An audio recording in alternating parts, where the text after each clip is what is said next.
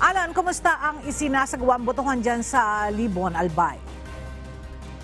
Yes, Ella, kanina nga galing tayo doon sa Don Julian Cortez Senior Elementary School kung saan ang ina-accommodate nilang barangay ay itong barangay Nugpo. Napansin natin, Ella, doon sa lugar ang pagkukumpulan ng mga botante dahil ayon na rin sa mga electoral board na nakausap natin ay 4 lang na classroom ang ginagamit sa paaralan.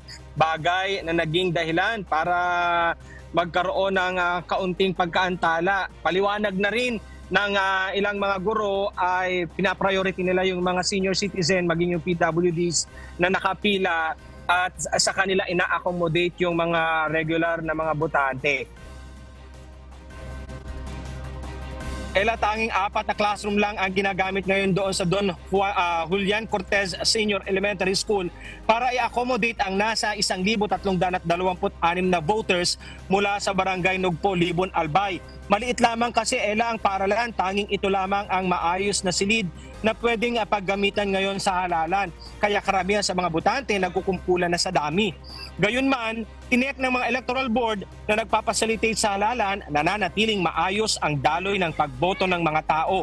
Wala ding napapaulat na aberya sa kanilang pagsisiksikan sa kabila ng pagsisiksikan sa loob ng paaralan.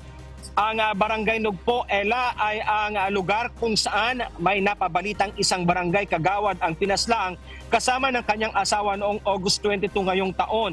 Dahilan para mapasama sa listahan ang bayan ng Libon, Albay sa mga area of concerns ng COMELEC. Bukod pa dito, Ela, ang pinaslang na kapitan sa Karatig Barangay, dito pa rin yan sa Libon.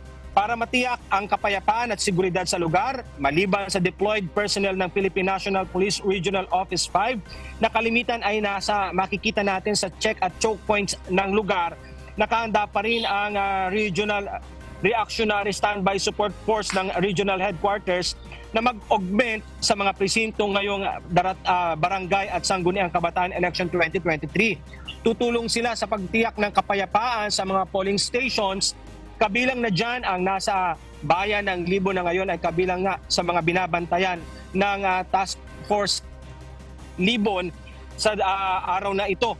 Kanina nag-ikot na rin si Police Brigadier General West Raimundo Obinque sa ilang polling centers para tingnan ang sitwasyon. Narito, Ella, pakinggan natin ang naging pahayag ng Regional Director ng PNP Pro 5.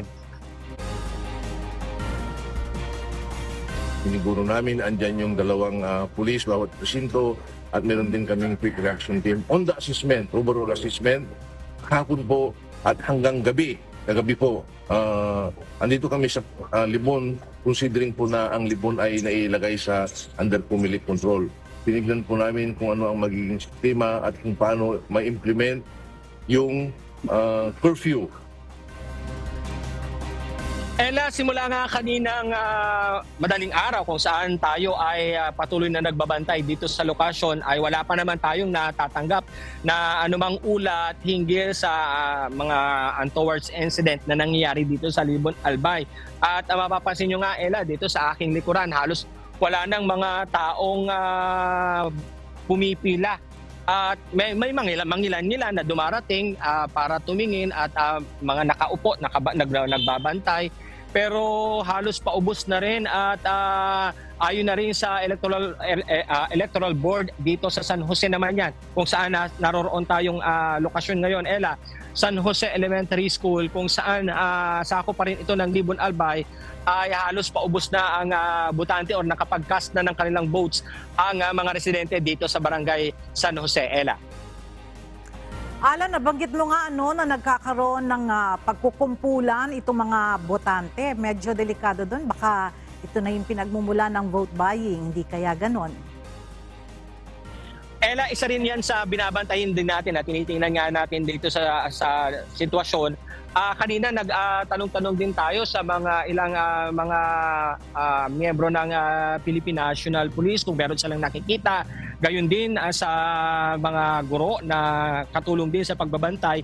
May mga nakikita rin tayo mga nakabantay na mga tanod na naka-uniforme sa lugar, though malayo nga lang sila doon sa pinaka-classroom o kung saan nagboboto yung mga kababayan natin. Pero yung seguridad nakikita natin na talagang mahigpit at patuloy na binabantayan dito. At gaya ng nabanggit natin kanina at sinabi rin sa atin ng mga nakakausap natin dito, wala pa silang natatanggap na ulat na anumang uri ng untoward incident.